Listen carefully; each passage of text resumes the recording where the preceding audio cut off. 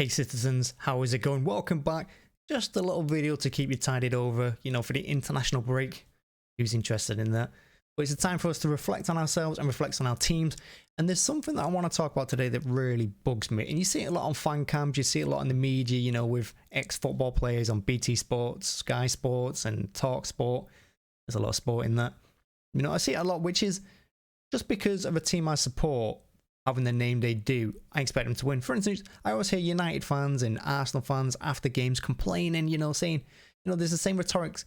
We're Manchester United, we're Arsenal, we should be beating this team, we should be challenging for the title. That's not how it works, and it really grates me, it really bugs me, because if we take a look back at things, if we just take a step back and think to ourselves, well, anyone who's just about getting into football now, the new generation of fans, anyone born from the year 2000 and onwards, if they're in the end of high school, college, I think that's when you usually get into football properly, when you start appreciating what it is. Them fans are not going to remember the glory days of United. They're not going to remember Arsenal being a good team. So where do fans get off on, saying, oh, we're this, we're that, we should be smashing Burnley? Arsenal fans after the Burnley game saying that, oh, we're Arsenal, we should be beating them, we're better than these. Are you? Because you just drew 0-0 with them and you didn't really create anything. You didn't deserve to win. And I hear a lot about City being plastic fans and this and that, but at least as a City fan, I can appreciate the bad times. I was there, I saw it, I experienced it, and maybe I don't fully appreciate how good we are now because, I'm always expecting us to slip up, and maybe that's a little bit ingrained because of the team I've had growing up, but you just don't, think that you should beat everyone, you can't just go into matches thinking, oh, we're better than this, we should be winning this, we should be winning the league, because that's not what your team is now. Your team should be going in there trying to fight for every game, fighting for every ball. If as fans you're in the stadium thinking that, what do you think the players on the pitch are thinking? The players on the pitch are going to get it from you, believe it or not. They're going to be influenced by your thoughts. When you boo, when you cheer, they hear it all. And if you're telling them over and over again, you play for Manchester United, you should be winning this, should be winning that, just adding pressure onto them. And when it doesn't pan out, what do you think is going to happen? You're going to get even angrier at them.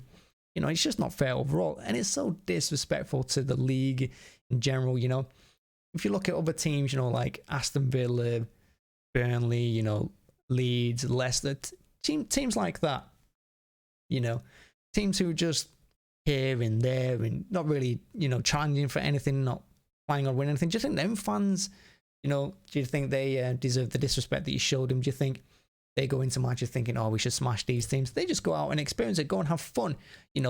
Like guarantee Norwich, Watford, West Brom, the teams that are always up and down out the Premier League, but they have more fun than these United and Arsenal fans who, think they should win everything. But they have fun going down and up all the time because it's something to cheer about, something to look forward to. You can't just go into matches, expecting to win because you're just not going to enjoy the game no matter what then. So, it's just something that really bugs me. I think it's disrespectful to the League One teams and League Two teams as well. It's just so disrespectful to the whole league in general. I think as football fans, we've got to learn to, accept that our team are going to be good, our team are going to be bad. City drew 1-0 with Southampton over the weekend. I didn't think that we should steamroll them in the first half. Southampton were better. At the end, we were better. 1-0 draw, fair result. I'm not going to be mad at my team about that. I'm not going to be on Twitter yelling at players saying, oh, play for City, you should be doing this. No. I mean, if it's all about mentality and attitude, and City have this attitude that we want to win everything. Everyone disrespects the League Cup. That's another thing. The League Cup, it's a trophy at the end of the day. I'll do another video on this at another time because it's something, again, that annoys me. A trophy is a trophy. You can't turn your nose up at any trophy, regardless of what it is. Community Shield, League Cup, United fans again and Arsenal fans. I saw Arsenal fans against Liverpool, complaining they didn't show up in the semi-final. But, last season they've gone about it's a stupid cup and nobody wants to win. Anyway, it's only City they want to win it, you got to make up your mind. But every trophy breeds success. Every trophy means you want another one. You want to experience it again. That's what it should all be about, And if your clubs run poorly, which some of these are, I mean, if you look at Barcelona, for instance, how much debt they're in, they're poorly run.